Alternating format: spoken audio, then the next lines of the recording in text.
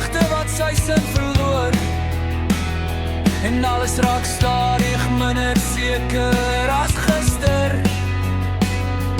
Iemand praat maar die woorde val iewers tussenin.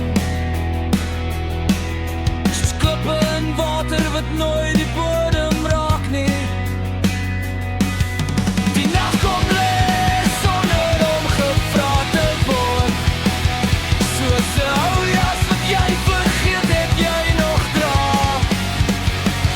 En ons sit stil in kamers vol beweging. As ons stilte 'n soort verkeerd kyking is. Daar is geboue wat lyk asof hulle iets onthou, maar hulle sê niks, net staan en wag. Vensters sou oop sonder om te kyk. Ek staan te voet terug in onsself sonder om te eindig. Ek sien mense beweeg deur mekaar, se stories raak mekaar aan sonder om werklik te raak. Elke glimlach lyk soos iets wat geoefen is, soos 'n taal wat ons amper reg kan praat. Ons leer om dinge te noem wat nie regtig pas nie.